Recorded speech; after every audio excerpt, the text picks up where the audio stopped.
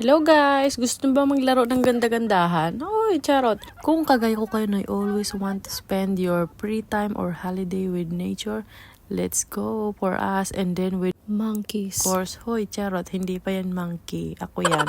Ito yung monkey.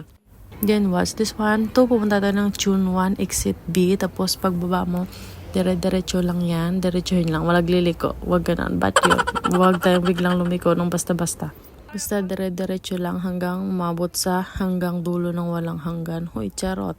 Basta sundan nyo lang yan. Diretso lang tayo. Huwag kayong papaipigil hanggang doon yan sa dulo. So, ayun na nga. Andito na tayo. Pag nakita nyo itong bridge na to, ayun, bababa tayo dun sa may hagdan and then punta tayo dun sa 7-Eleven. And then pagdating ng 7-Eleven, kanan tayo. Sige, call, mauna ka na. Ayaw ko na. Magtatampo na ako. Tapos kanan lang. Tapos diretsuhin nyo lang yan. Tapos yan, sa kabilang side ulit kanan. And then makikita nyo yan. May nakalagay naman dyan. Bus 82. Tapos Shingmon Reservoir. And that's it. Yun lang yung pamasahe. 5.7. And then last stop. And then yung hagdan na yan, makikita nyo kaagad pagbaba nyo ng bus.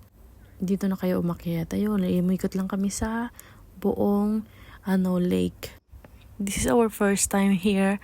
At first nag-alangan nga ako dito pumunta kasi hindi naman kami masyadong talagang professional ng aking friend. And then, pag after namin ng mga 30 minutes walk, makikita nyo na kaagad to doon. Ito yung madami nag-stop dito for the picture of person.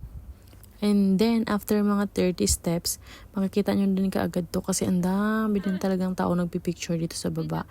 Tapos ang dami din, siyempre take turn talaga pag magpipicture, magbaon ng pasensya at madaming tubig kasi mainit ang panahon. Malawak naman to, madaming area ang pwedeng pagpicturean pero during this time kasi madaming tubig, bumbaga mataas siya.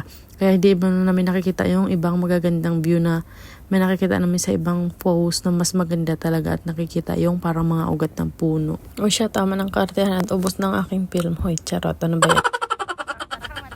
Mga 3 or 4 hours kami naglakad dito or mga 5 hours kami naglakad. Hindi kami nag-stop kasi walang dalang food kasi nga takot kami dito sa mga sa monkey kasi nakita namin na wag daw magdala ng food kasi nga mga nangagaw sila ng pagkain. Hoy! Talaga nakakatakot pala. Upload ko dun sa next video kung anong ginawa nitong mga monkey sa bag namin. Nakakatakot, nakakaloka. Sana ma-aware din kayo. Nakakagulat din kasi hindi mo naman ini-expect na may mga monkey pala talaga kahit sa ang puno. Ako lang kinabahan kay kuya kasi sinusundan niya talaga yung unggoy. Baka bigla siya sa bunutan tapos madamay ako. Angkol, wag. Tapos and then after mga 3 hours walk, nakita namin iman to. Tapos ang taas talaga ng tubig. Hindi, wala tayong choice kundi maglaro ng ganda-gandahan. Hoy, Carmen.